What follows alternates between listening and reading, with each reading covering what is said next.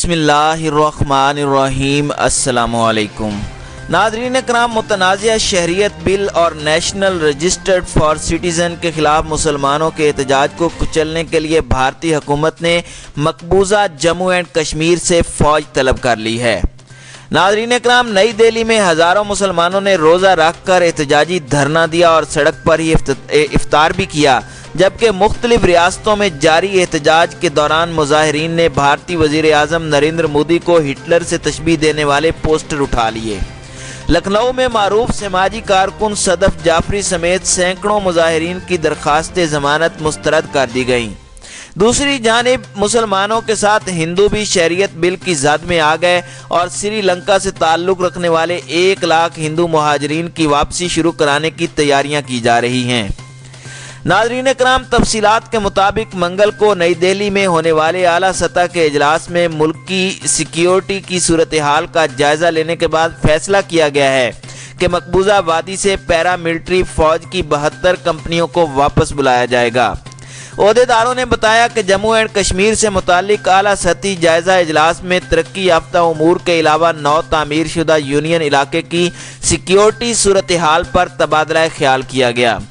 قومی سلامتی کے مشیر اجیت دوول کی زیر صدارت اس میٹنگ میں جموں اینڈ کشمیر کے لیفٹیننٹ گورنر گریش چندر مرہو اور مرکزی وزیر داخلہ سیکرٹری اجے کے بھلا، یو ٹی کے وجے کمار سے متعلق وزارت داخلہ کے سینئر سیکیورٹی کے مشیران نے شرکت کی۔ عہدیداروں نے بتایا کہ مرکزی وزیر داخلہ امیت شاہ بھی کچھ دیر کے لیے اجلاس میں شامل ہوئے۔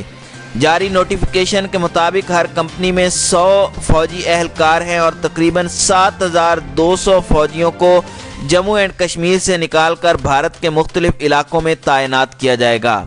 ساؤتھ ایشیا وائر اور دیگر میڈیا کی رپورٹس کے مطابق ان 72 کمپنیوں کو آسام، مغربی بنگال سمیت ان ریاستوں میں تعینات کیا جائے گا جہاں شہریت بل کے خلاف بڑے پیمانے پر احتجاجی مظاہرے اور پرتشدد واقعات ہو رہے ہیں۔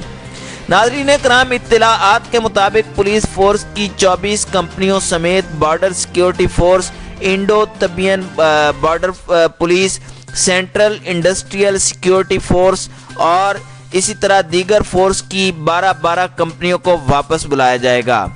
ناظرین کرام، پیراملٹری فورس کی مذکورہ بالا کمپنیاں 5 اگست کو آرٹیکل 370 ختم کرنے کے بعد جموں اینڈ کشمیر میں تعینات کی گئی تھیں۔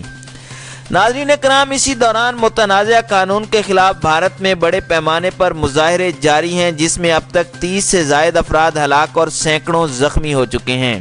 اس کے علاوہ 7000 سے زائد افراد کو گرفتار بھی کیا جا چکا ہے۔ مظاہروں میں شامل افراد نے بھارتی وزیر اعظم نریندر مودی کی پالیسیوں کو نازی جرمن دور سے تشبیہ دینا شروع کر دی ہے۔ مظاہرین نے ہاتھوں میں ایسے پوسٹر اٹھا رکھے تھے جس میں ہٹلر نے مودی کو گود میں لیا ہوا ہے۔ احتجاج میں اٹھایا گیا یہ پوسٹر سوشل میڈیا پر بھی وائرل ہو گیا، جسے جرمن اور روسی میڈیا میں بھی نشر کیا جا رہا ہے۔ ناظرین کرام، دوسری جانب متنازع شہریت ترمیمی قانون کے خلاف احتجاج کرنے والے بیورو آف امیگریشن حکام نے جرمن طالب علم کو ملک چھوڑنے کا حکم دے دیا ہے۔ جرمن تعلیمی ادارے ٹیکنیکل یونیورسٹی سے ایکسچینج پروگرام کے تحت مدراس کے انسٹیٹیوٹ آف ٹیکنالوجی میں زیر تعلیم شخص کو بتایا گیا کہ انہوں نے ویزا کے ضوابط کی خلاف ورزی کی ہے۔ علاوہ ازیں اتر پردیش کے دارالحکومت لکھنؤ میں 150 افراد کو گرفتار کیا گیا ہے، جن میں کانگریس پارٹی کی رکن اور اداکارہ صدف جعفر بھی شامل ہیں۔ مظاہرین کو 19 دسمبر کو گرفتار کیا گیا تھا، تاہم گزشتہ روز ان کی ضمانت کی درخواستیں مسترد کر دی گئی ہیں۔